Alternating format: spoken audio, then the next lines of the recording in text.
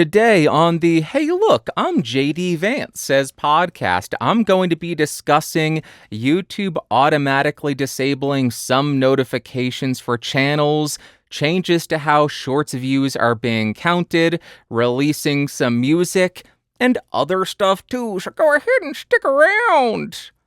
That sounded terrible. My voice was awful, and I hate it. The first piece of news, in my opinion, is quite big. On the 26th of November, 2025, YouTube put out a notice that they are going to be running a small test, and the purpose of this test is to improve notification experiences. And I will link the article or the post in the episode notes and description, but I will also provide a quick statement from that post, and I quote, "Viewers who have not recently engaged with a channel despite having been sent recent push notifications will not receive push notifications in the experiment. Notifications will still be available via the notification inbox in the YouTube app. Channels that upload infrequently will not have their notifications affected. Actively engaged viewers with push notifications enabled on their device will continue to receive them. No change." So to summarize who this is going to affect, if you are a viewer and you have turned on all notifications for a channel and you have push notifications turned on for YouTube, yet you do not click on a notification for a channel, after a while, they will disable those push notifications for channel X, Y, or Z. If you are a YouTuber and you upload infrequently, there won't be any change. If you are a YouTuber who uploads regularly, consistently, maybe, I don't know what the limit is. Let's see, do they mention what the limit is? What does infrequent mean? No, they don't outline what infrequently means, so who knows what that phrase means? I guess it depends on what your definition of is.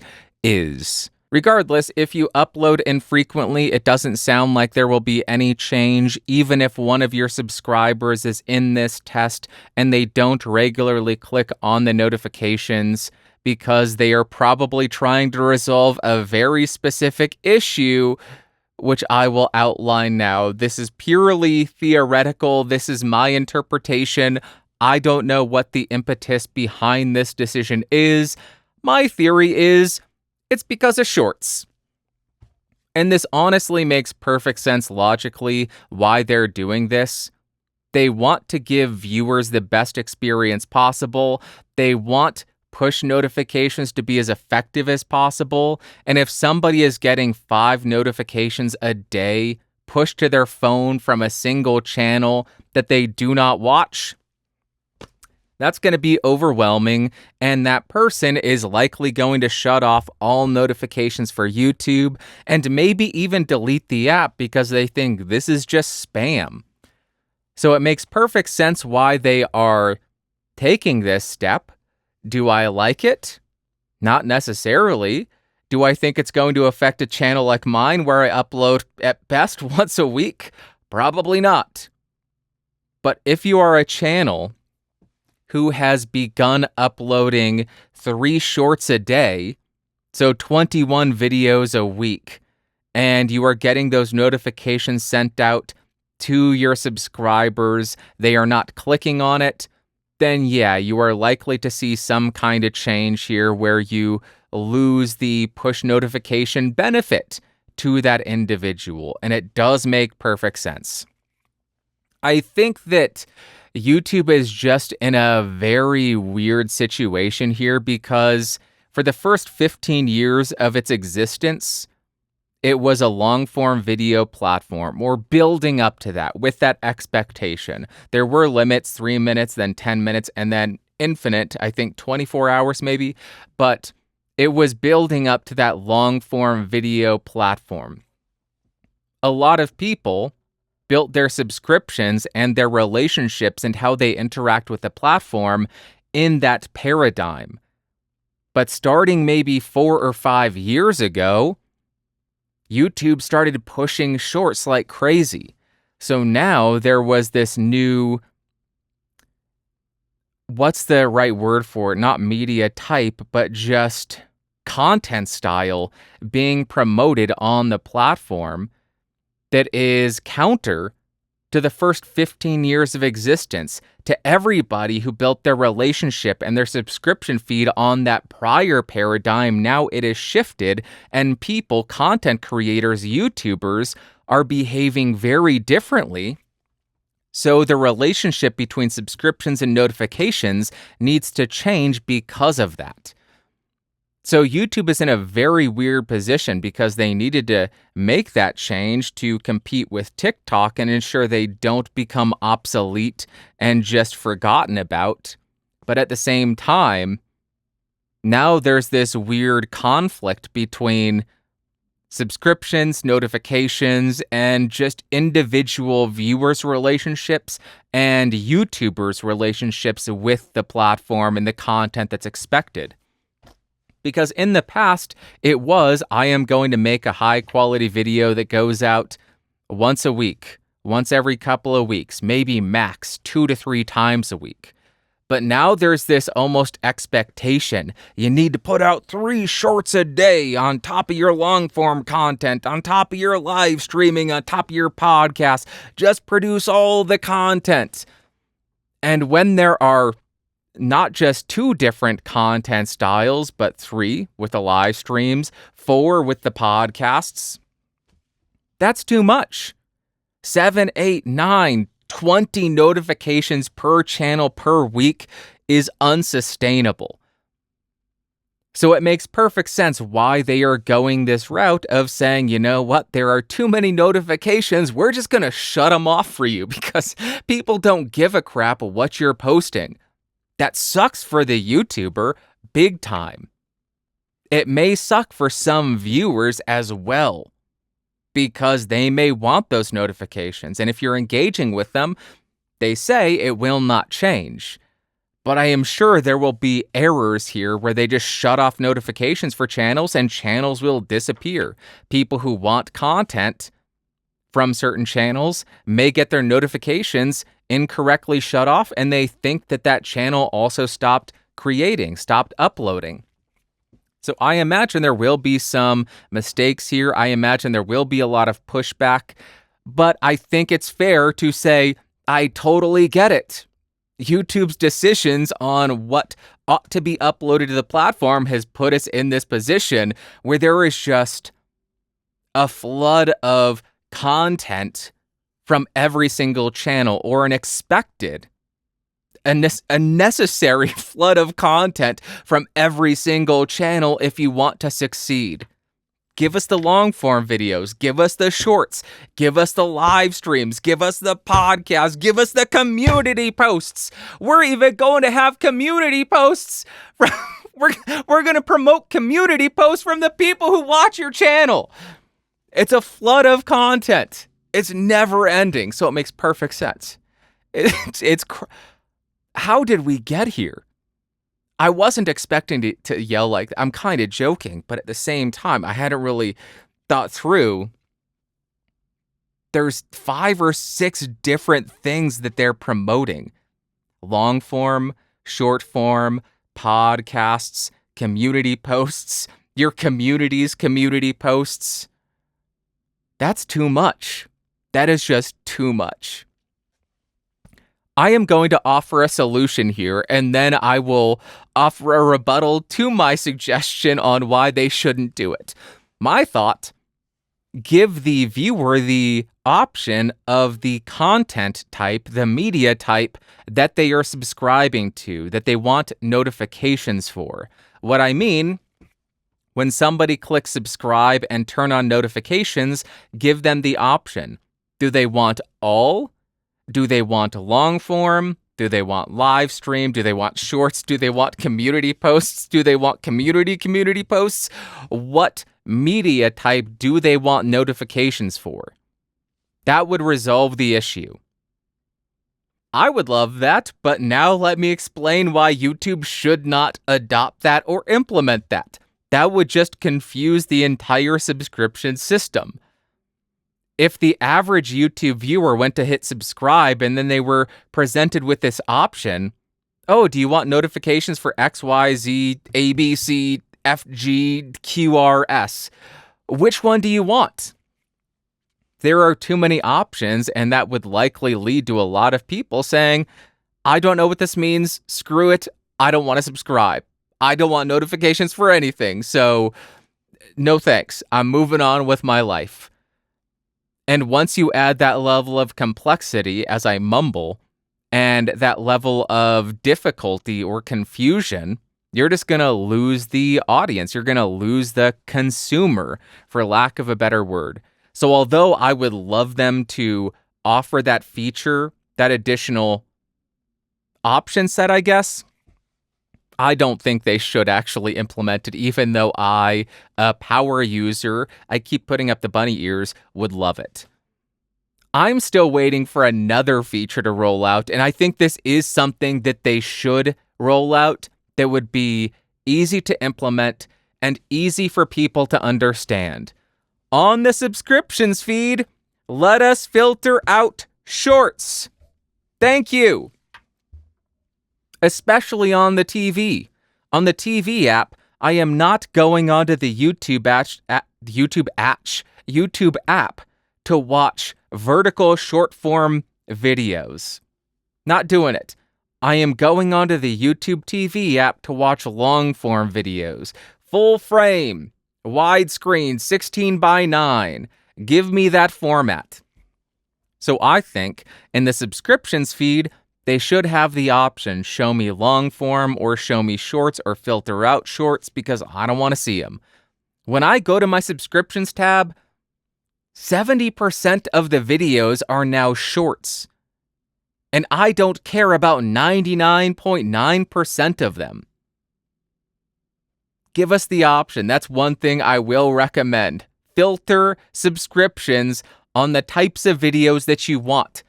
On that note, give us the option to filter shorts out of search results. I don't like so many shorts. A lot of them suck so bad.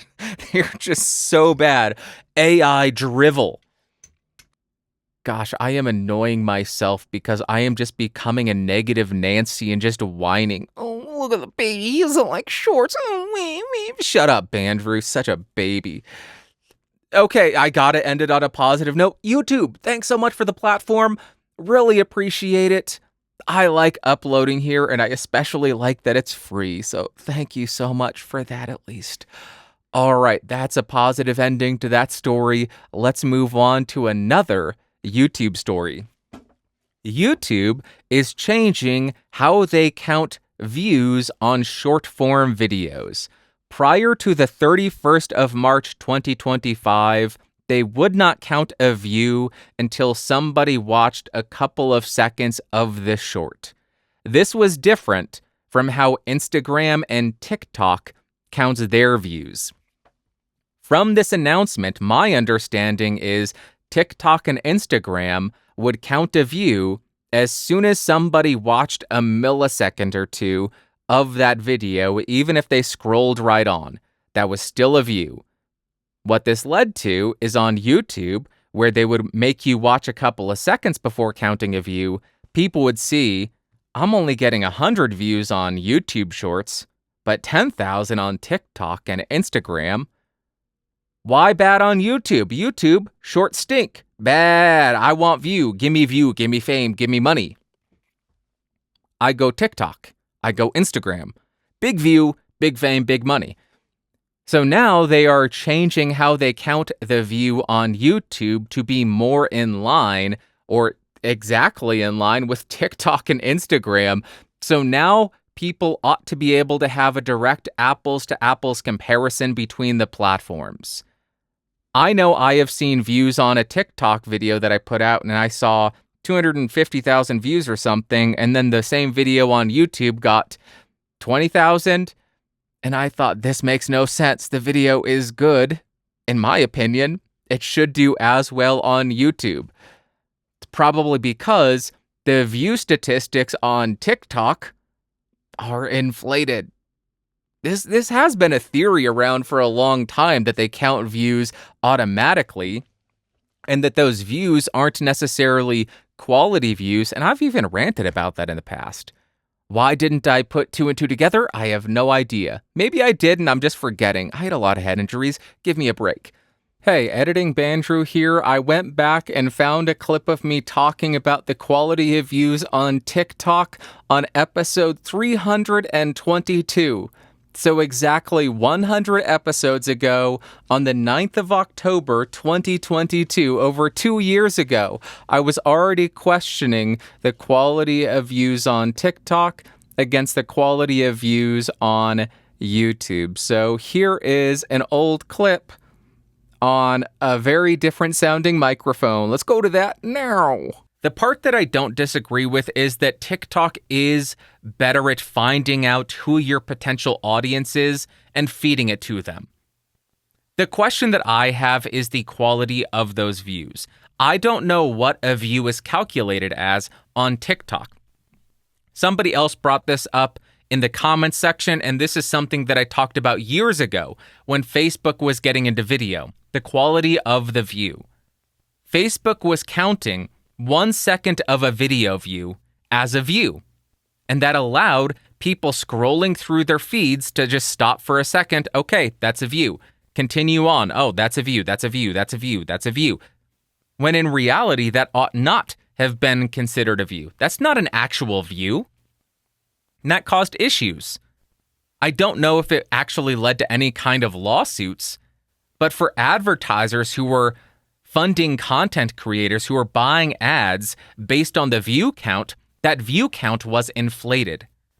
So I am skeptical about the quality of view. And I'm not saying that people who are watching the video, that their view doesn't matter. I am saying what actually qualifies as a view. I looked this morning, the video that I put out has 130,000 views. That's amazing. It has 20,000 thumbs up. So I am going to assume 20,000 people saw it. But I don't know about the others. Was it just 1 second and then scrolling on? Or was it, I'm going to watch 1 minute and 30 seconds? So I don't know. All right, that's the end of the old clip. Let's jump back to current Bandrew and the podcast episode recorded today. I am rambling. Get back. Stay on target. So now you are going to have a direct apples to apples comparison between TikTok, Instagram, and YouTube, and those are going to be the public facing views. Now, YouTube is still going to track and provide you with that older view analytic, that older statistic, and you can find it in the advanced section of YouTube Studio, and that older analytic is going to be called engaged views. As my AC turns on, that's so annoying, but this is what your monetization threshold requirement is going to rely on. This is how your ads are going to be paid. So you may only get 100 engaged views, but 100,000 views. I know it's already confusing, but those 100 engaged views is what your ad rates will be paid on. So you would only get 100 ads shown if an ad was shown on every single view, not the 10,000.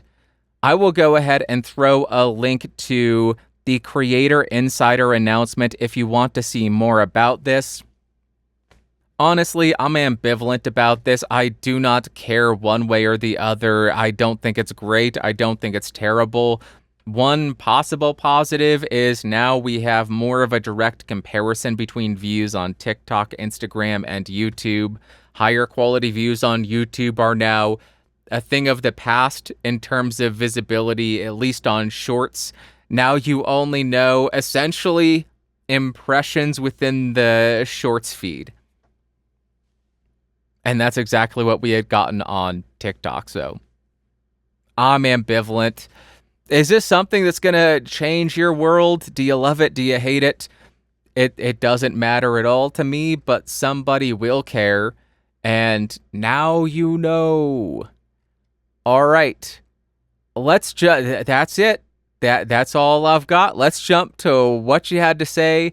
First comment comes from Josh Liston. The Josh Liston, and he says on Twitter, I've been using YouTube Premium Lite for 4 to 5 months now, and it's pretty great. Other than music tracks or vids, and also cover versions of songs, I can't remember ever seeing an ad on any other content types. Hello, Joshy boy. Thank you very much for the tweet, and thank you for sharing your experience with YouTube Premium Lite. As y'all heard last week, I was somewhat skeptical about this service, about this announcement, because the wording led me to think it was going to be something like Amazon Prime or any of those streaming services that offers a limited ad tier. Essentially, you get a movie, but then you have to watch 5 minutes of ads. You get this TV series, but then you have to watch 10 minutes of ads every single episode. That was my concern. But if Josh's experience is reflective of what we can expect in the US when this rolls out, that is just fantastic. You won't get ads on the vast majority of videos. As he said, he only remembers seeing adverts on music tracks and cover songs. So in his experience, the ads were only on the music section, and that is exactly what the Premium Lite announcement for the States said. So that is very good news. I hope that is the case when it rolls out. Thank you very much, Josh. Very much appreciate you. And go follow Josh on Instagram and Twitter. Oh, it's an X on x.com and Instagram. All right, next we have a comment from Tarkov. They say, I heard a theory before that people are more likely to talk about something negative happening than something positive. If I'm out having a good time, I'm not posting about it on Twitter. Tarkov, thank you very much for the comment. I really appreciate you sharing your thoughts here, and that makes perfect sense. I have heard this exact same theory in the past as well, and I think it holds absolutely true. If somebody has a bad experience with a company, at a restaurant, with an individual, they are going to post about it. If somebody has a decent experience at a restaurant, they're not going to do anything. If they have a good experience at a restaurant or with a product, they're not going to say anything. But if they have an incredible experience with an individual, company, restaurant, whatever, then they're going to go out and write about it. You really need to receive service that is above and beyond to push you to want to talk about it. I have very rarely, after I've purchased something, gone out and written really positive reviews. But when I have had good service with warranties or anything like that, I have been more than willing to go out and brag about that company. Look, they did this. That was awesome. Great service, great product, love it. But if you just buy something and it works fine, as advertised, unless you're a weirdo like me, I bought a water bottle and it kept my water cold. How cool is that? Unless you're a weirdo like me, you're not going to talk about that. So I think that may be a very big contributing factor. Negativity is much easier to write about. When somebody has a bad experience, they're much more likely to talk about it. And online, when you are a YouTuber, a podcaster, a content creator, this has been known for years, but what does the best? Negativity. Apple is going to destroy the world. This iPhone's the worst iPhone ever. Oh my gosh, Microsoft is killing. I'm going to stop before I get into trouble. I'm just making up stories. None of that is true, okay? I am just trying to be hyperbolic to illustrate what people would do for titles and thumbnails and all of that to get views, because that does better than, I really like this iPhone. This iPhone does exactly what was advertised, and I've had no problems. That's not clickable, but oh my God, this iPhone murdered my family. Somebody's going to click on that. Again, that did not happen. An iPhone did not murder my family. So negativity does a lot better. So I think you're right. And I spent about 2 minutes too long just rambling there. Next, we have a comment from Vern, and he says, this has actually been a topic on a bunch of tech channels. Tech is just not exciting anymore. It seems like a lot of tech has peaked and there's nothing really new anymore. Around 2010 to 2015, it was so exciting. There was so much innovation. Vern, thank you very much for the comment and thank you for sharing your thoughts here. And I think that very well may be the case that a lot of consumer-facing tech has peaked, that innovation isn't really as prevalent as it was 10 years ago, 15 years ago. Oh my God, 2010 was 15 years ago, dude. What? That just hit me. That hit me like a ton of bricks. 2010 was 15 years ago? I just need a second. What the Oh my God. Oh my God. I am uncomfortable now. I am uncomfortable. Put on the safety blanket of a hoodie. This makes no sense. How is that possible? Okay, yeah. The last piece of innovation that I can really think of was, oh, hey, we're going to roll out AI so you could cheat on your college paper. We're going to roll out VR so you can watch adult content in a more immersive way or play sword beat-matched video games.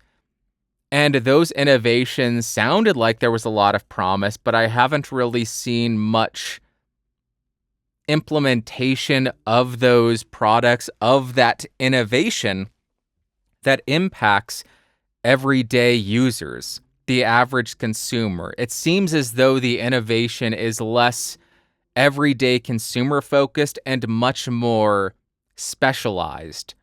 I am sure that VR has solved a lot of problems for a lot of people in very specific situations.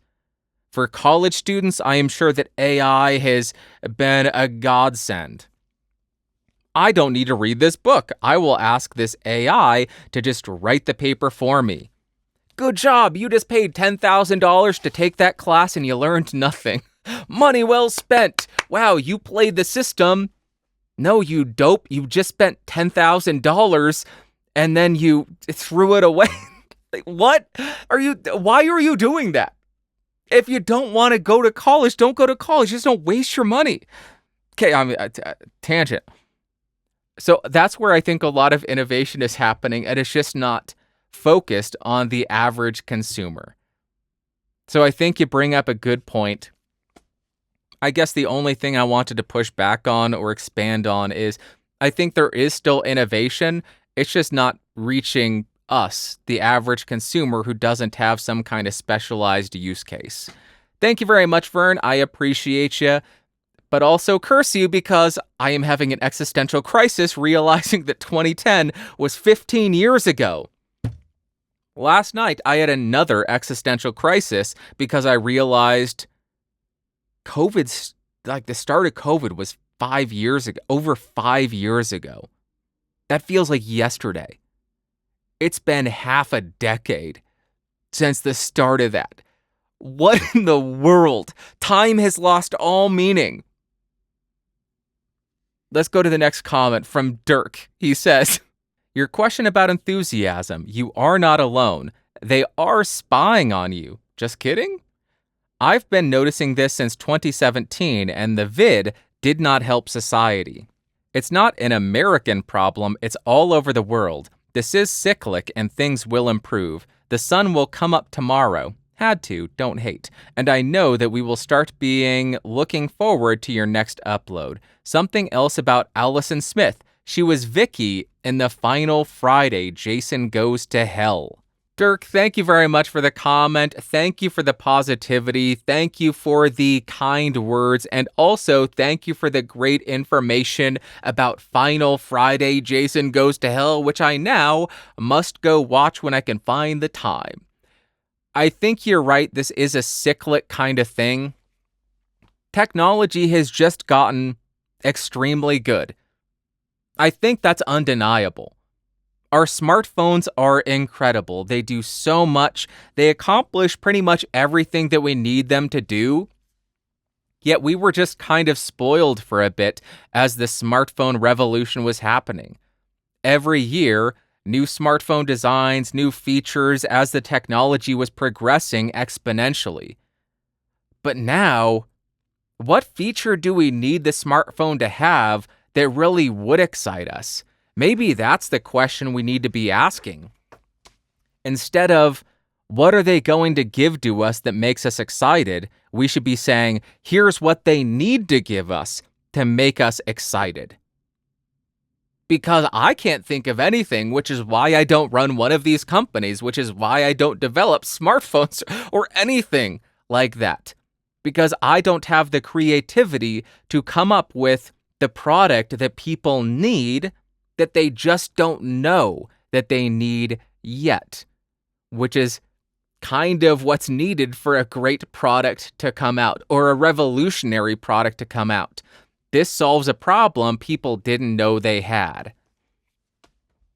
So I think you're right. We're just in a kind of a downturn. Technology has gotten so good that at least I can't think of anything more that I need a smartphone to do that would excite me other than longer battery life.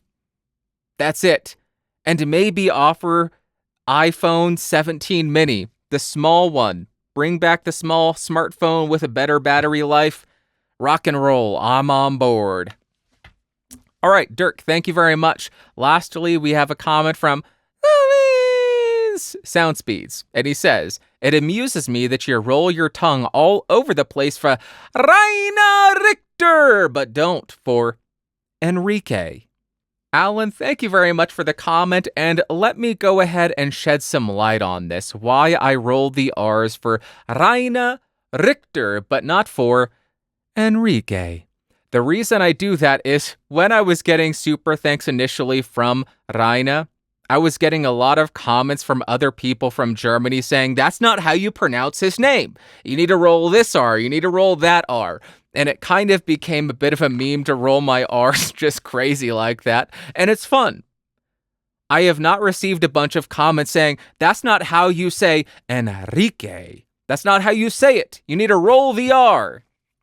So until I start getting comments berating me for my terrible pronunciation of his name, I will continue. I'm going to start saying his name, Enrique, like some kind of AI voice where there's no inflection, there's no even possibility somebody may misinterpret me as rolling my R.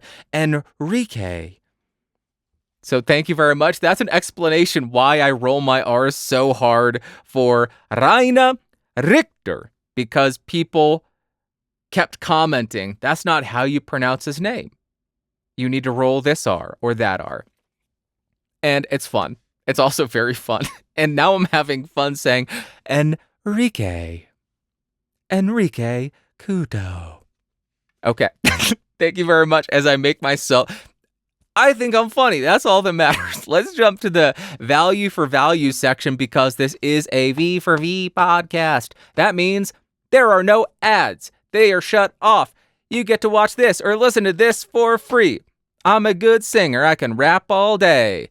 Thank you for... Okay, if you want to support the show, go to... I should just stop podcasting immediately. I should quit. This is embarrassing. This is so embarrassing. Okay. I'm just struggling today. Let's go to... If you want to support, go to podcastage.com/support, or you could just do a super thanks on YouTube.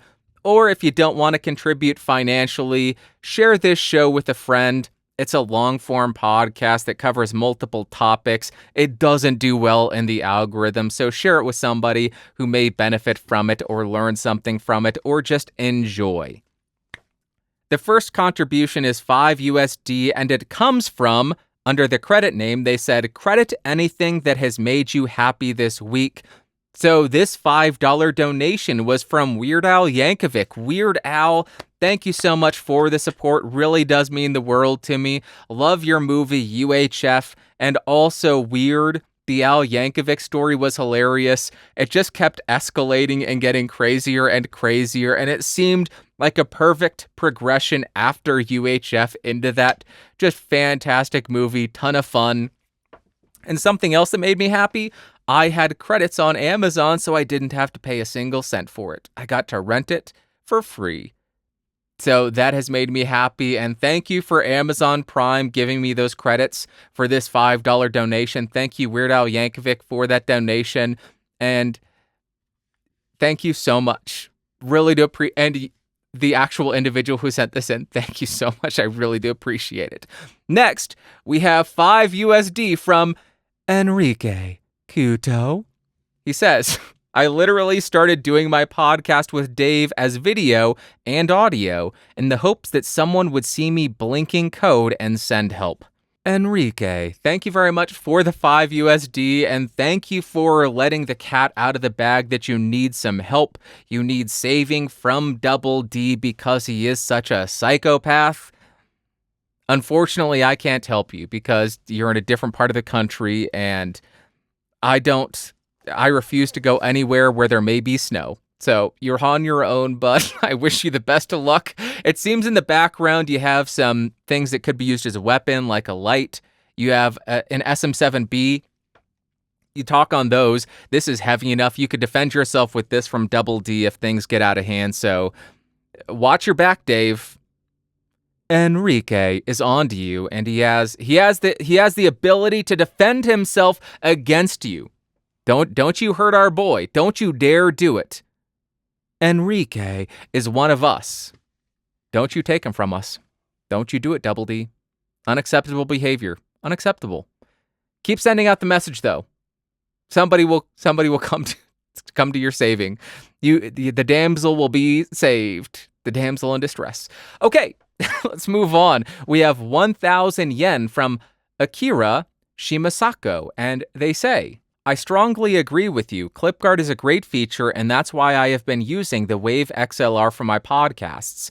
In my opinion, there are 3 important features for audio interfaces for podcasting and live streaming: quality mic pre, mute button, and hardware limiter, not a limiter plugin. According to Year and Julian reviews, almost all budget interfaces these days have quality preamps. Some have mute buttons, but only a few interfaces have hardware limiters. I found the Wave XLR, Connect 2, and MVX2U have it. If you know any other budget interfaces that have it, please share the information. Akira, thank you very much for the 1,000 yen, and thank you for sharing your thoughts on interfaces and preamps.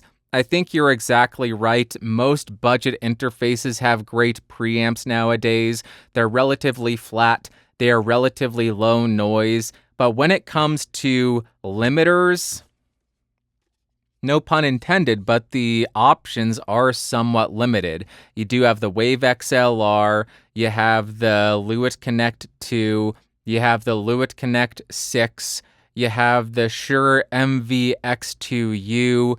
I did go track this down because I couldn't remember what it was called. The Centrance MicPort Pro 2.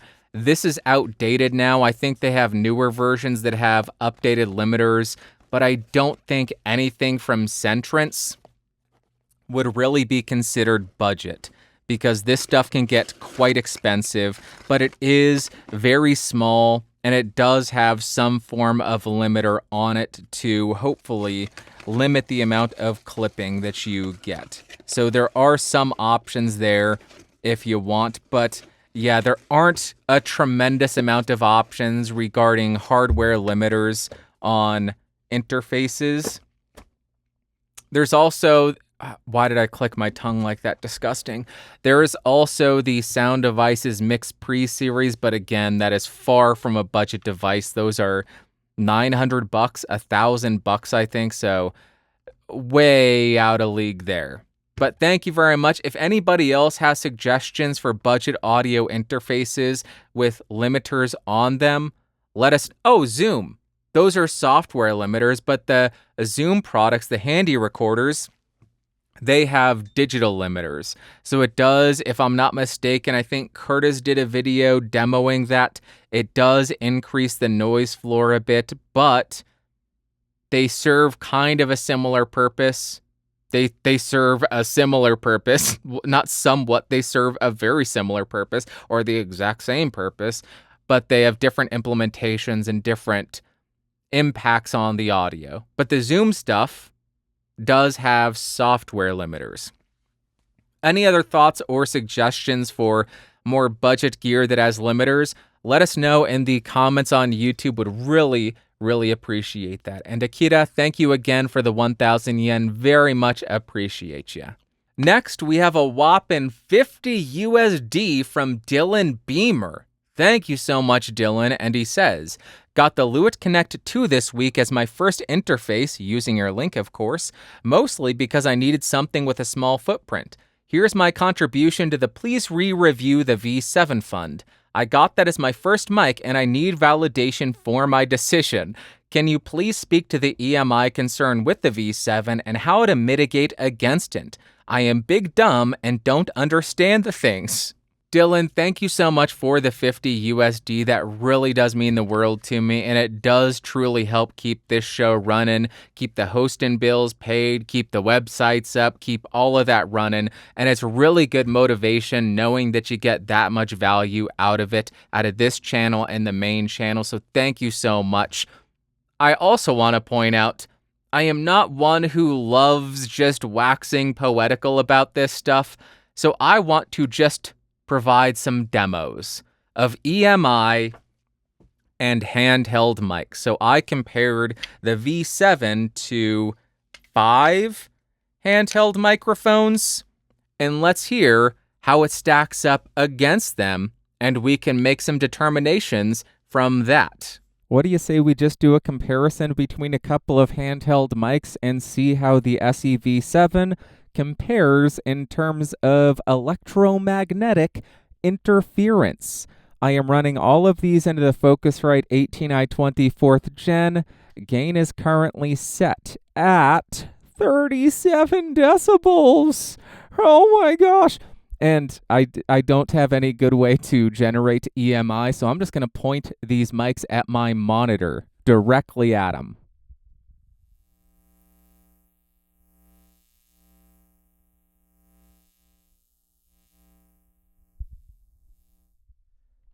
Yep, the V7 has some EMI. Let's go ahead and jump to a super cheap microphone, the Behringer XM8500. Now, on the Behringer XM8500, I am living very dangerously, and this is very close to clipping. Let's point this mic at the monitor.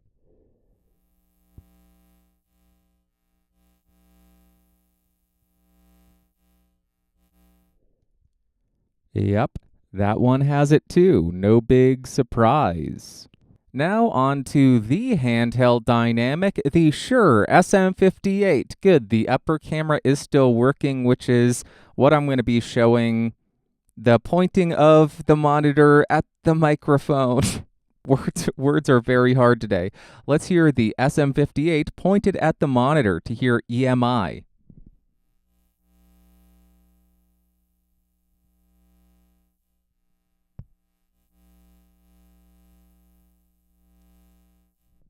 Yep, the SM58 has it as well, so no real difference there. Maybe it's a smidge better. That could also be the mic's quieter. I didn't adjust gain, so what I'm hearing in my headphones isn't as loud. Now on to a very bright microphone, the Sennheiser E935, and again, I am living very dangerously, close to 0 dB. Listen to all that clarity up top. Makes a lot more sense to have such an exaggerated top end. Let's hear the EMI.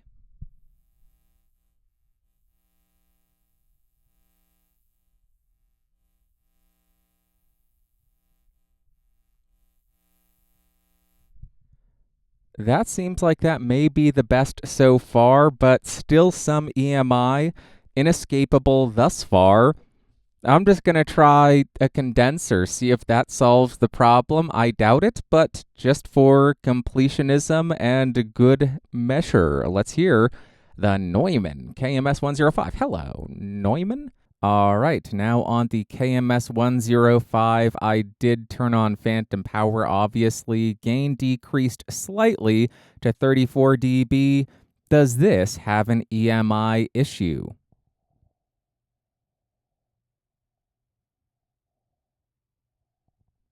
Huh? I wasn't expecting that. Let's try again.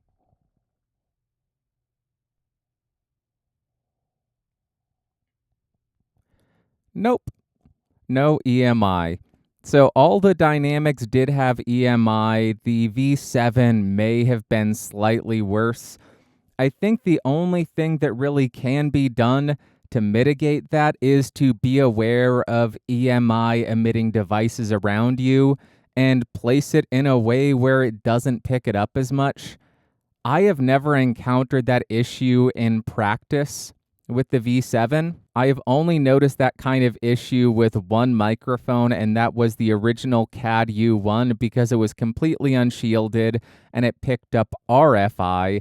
It was actually picking up the radio. With the V7, I have never noticed that.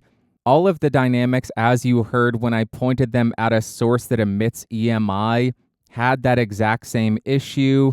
Maybe one was worse than the others, but really it is about being aware of and managing placement in relation to EMI. Unless you want to, I don't know, wrap the microphone. You can't wrap up the capsule. You can't do it because then it's useless as a microphone. So there's that exposed coil that's likely what's allowing the microphone to pick up that EMI because there's no shielding around that. The only shielding is really around the body. And the grill has holes in it. So it can only provide so much shielding.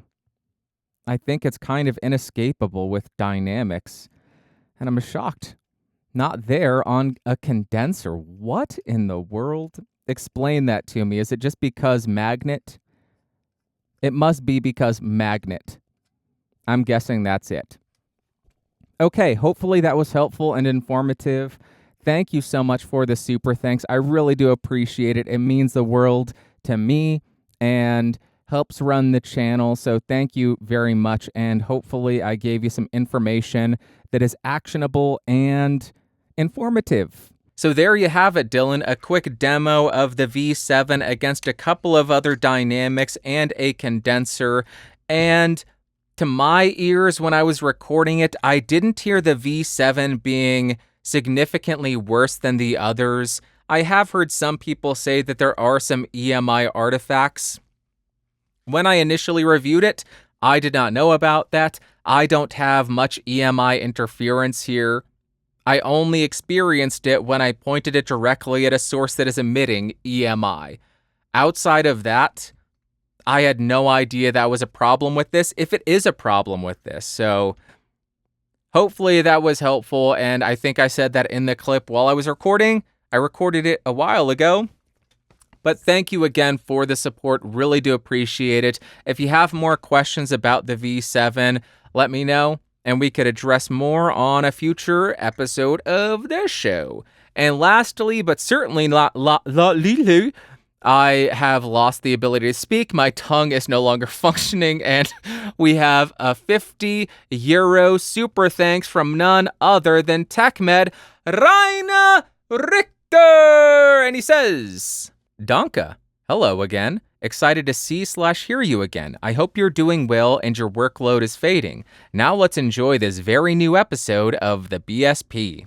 Raina, thank you so much for the €50. I really do appreciate it. And as I said in the last comment, it really does mean the world to me. Helps keep the bills paid. And it's also great as my camera dies. Let me start them over. Okay, we're back. It is great to know that you get that much value out of the show. That really is a strong motivator for me. So thank you so much to Raina, Dylan, Akira, Enrique, and Weird Al Yankovic, and the individual who actually sent that in for Weird Al Yankovic and Amazon Prime, letting me have credit so I didn't have to pay for it. Thank you all so much. If you enjoy this show with me being such a saliva-y, disgusting pig, as I just, it's so gross in my head.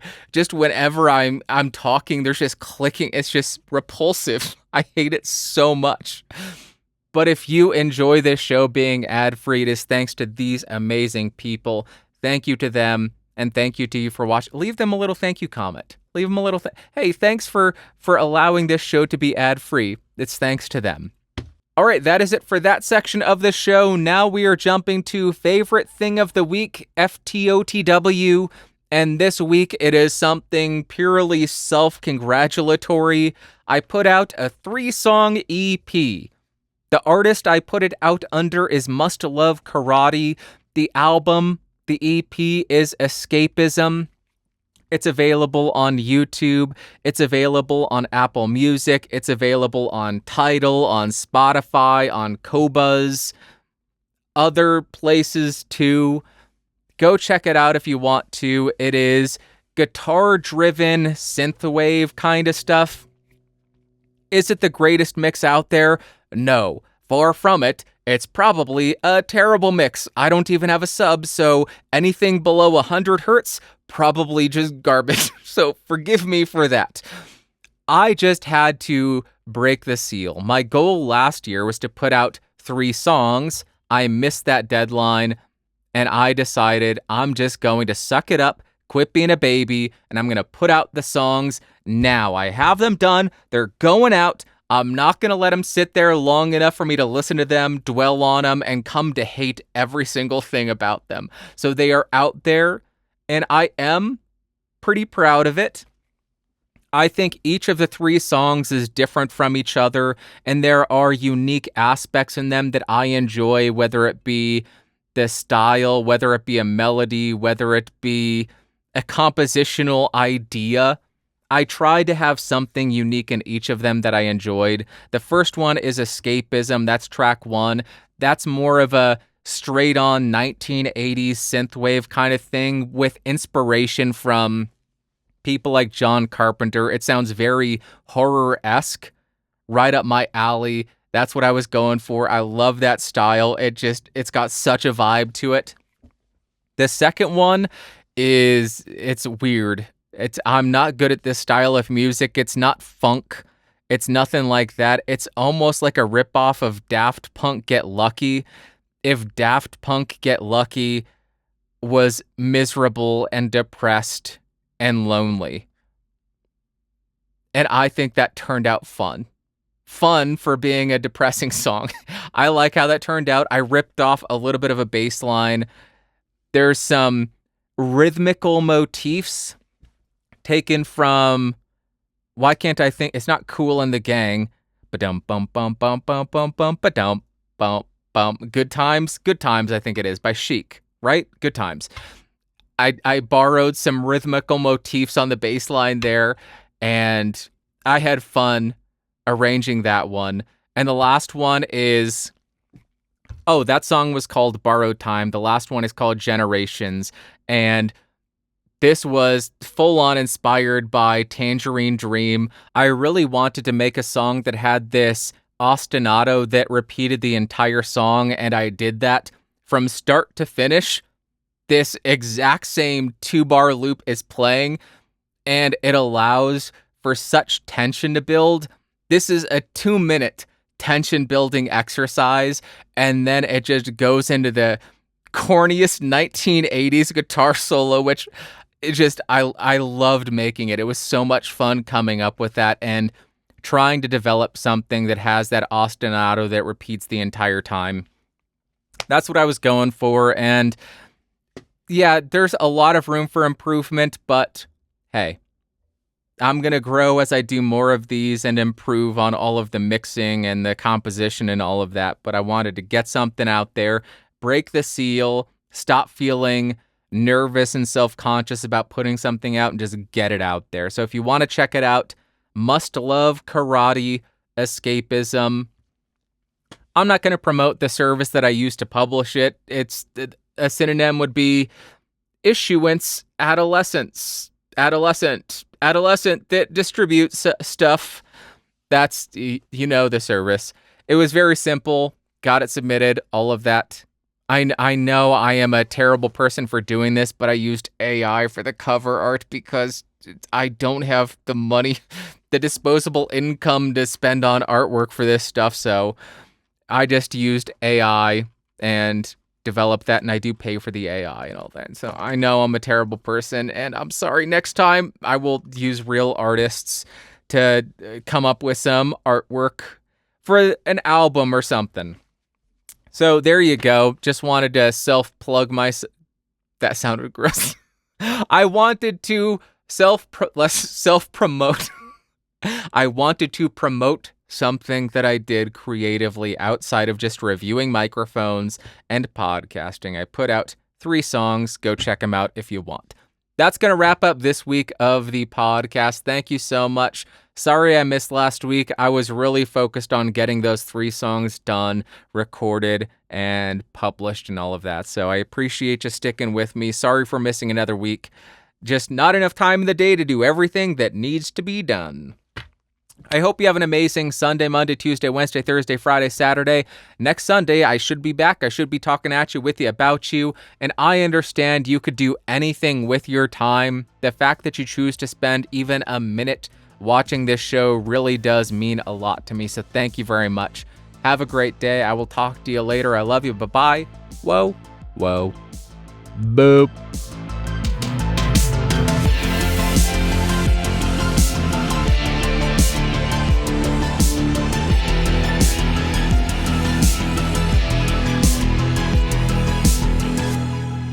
This has been a Geeks Rising production.